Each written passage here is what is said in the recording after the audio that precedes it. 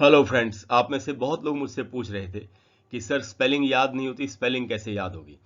तो आज मैं आपको बताने जा रहा हूँ कि स्पेलिंग आप कैसे याद रख सकते हैं और लंबे टाइम तक याद रख सकते हैं और शायद ज़िंदगी भर के लिए कैसे स्पेलिंग को याद रख सकते हैं। तो आज हम सीखेंगे हाउ टू रिमेंबर स्पेलिंग। मैं आपको एक एक करके सारे पॉइंट्स बताता हूँ, हर बात को ध्यान से समझना है। देखिए, सबसे पहला जो पॉइंट है यहाँ पर, तो क्या बात कही जा रही है कि keep an organised vocabulary notebook.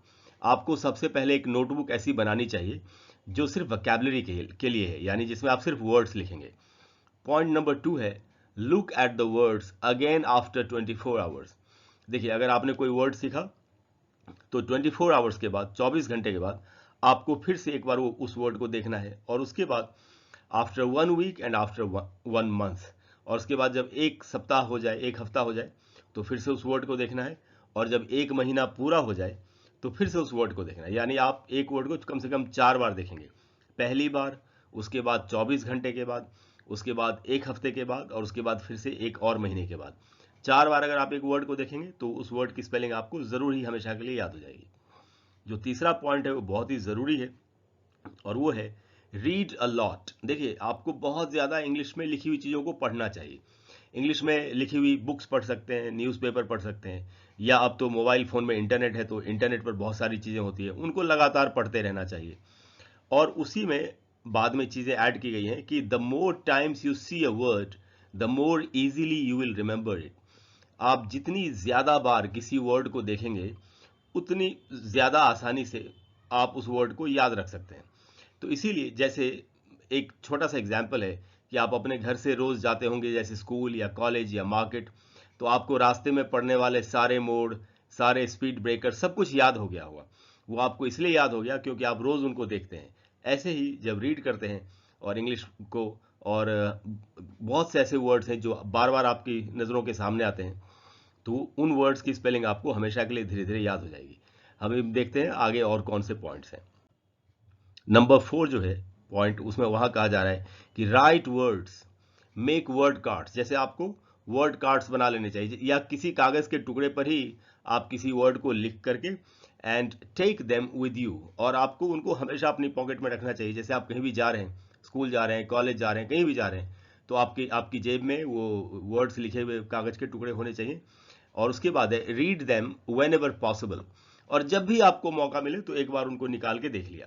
ये सब शुरुआत में करना होता है, बाद में जब आपको स्पेलिंग याद हो जाएगी तो आपको बाद में नहीं करना पड़ेगा, लेकिन शुरू शुरू में तो थोड़ी मेहनत करनी ही पड़ेगी। नंबर 5 जो पॉइंट है वो ये है कि लर्न और practise words with a friend. It is easier to learn with someone else. आपको जो भी वर्ड्स आप सीख रहे हैं, आपको कोई एक ऐसा फ्रेंड ढूंढना चाहिए। हालांकि कई बार मुश्किल होता है, लेकिन अगर आप कोशिश करेंगे तो कोई ना कोई फ्रेंड आपको मिल ही जाएगा, जिसके साथ आपको इन वर्ड्स की प्रैक्टिस करनी चाहिए। यानी आपको अपनी स्पेलिंग जो आपने याद की आपको उसको बतानी चाहिए, उसने जो याद किए वो आपको बताएगा। तो क्योंकि हम किसी और के साथ मिल करके जब किसी चीज़ को सीखते हैं तो वो सीखना हमारे लिए ज़्यादा आसान हो जाता है। नंबर 6 जो पॉइंट है वहाँ कहा जा रहा है learn how to use a dictionary. देखिए, आपको डिक्शनरी यूज़ करना आना चाहिए। और आगे क्या लिखा हुआ है, what information is next to a word in the dictionary, कि डिक्शनरी में हमको हमेशा देखना चाहिए कि उस वर्ड के आगे क्या क्या लिखा हुआ है। अगर आप डिक्शनरी को सही तरीके से यूज़ करना चाहते हैं तो मेरे चैनल पर मेरी एक प्लेलिस्ट है, इंग्लिश प्रोनाउंसिएशन एंड फोनेटिक्स। उसमें आपको एक वीडियो मिलेगा, उसका नाम है how to use the dictionary. Dictionary को कैसे यूज़ करें, आप चाहे तो वो वीडियो देख सकते हैं। आपको पता चल जाएगा कि डिक्शनरी को कैसे यूज़ करना चाहिए। और किसी भी डिक्शनरी में जो वर्ड के सामने जो सारी इन्फॉर्मेशन लिखी होती है वो सारी आपको पढ़नी चाहिए। ऐसा जब हम लगातार करेंगे तो धीरे धीरे आपको वर्ड्स की स्पेलिंग याद होने लग जाएगी। नंबर 7 जो पॉइंट है वहाँ कहा जा रहा है learn about 5 to 8 new words a day.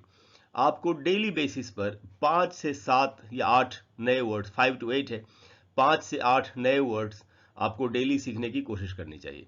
ये शुरू शुरू में थोड़ा सा डिफिकल्ट लग सकता है, लेकिन जब आपको आदत हो जाएगी तो फिर आपके लिए बहुत ही आसान हो जाएगा। और 5 से 8 नए वर्ड्स डेली सीखना कोई भी बड़ी बात नहीं है। देखते हैं आगे क्या बात कही जा रही है। अगला जो पॉइंट है, पॉइंट नंबर 8, वहाँ कहा जा रहा है use memory techniques, use mnemonics. Memory की टेक्निक्स होती हैं, याददाश्त की, याद रखने की टेक्निक्स होती हैं, जिनमें कि निमोनिक्स एक बहुत ही इंपॉर्टेंट चीज़ है। अगर आप निमोनिक्स के बारे में डिटेल में जानना चाहते हैं तो आप इसको गूगल पर सर्च करके पता कर सकते हैं कि निमोनिक्स क्या होता है और कौन से तरीके इसमें अपनाते हैं लोग जिससे कि उनको चीज़ें याद रह सकें।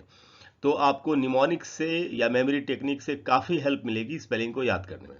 नंबर 9 है लर्न रिलेटेड वर्ड्स। जैसे मान लेते हैं आपने एक वर्ड सीखा, जैसे सक्सेस, इसकी आपने स्पेलिंग सीखी, तो अब सक्सेस वर्ड से रिलेटेड जितने भी वर्ड्स हैं, जैसे सक्सीड, सक्सेसफुल, सक्सेसफुली, ये सारे वर्ड्स भी आपको ज़रूर सीखने चाहिए। इससे क्या होगा, आपको मीनिंग भी याद होगी और आपको स्पेलिंग याद होने में बड़ी आसानी हो जाएगी।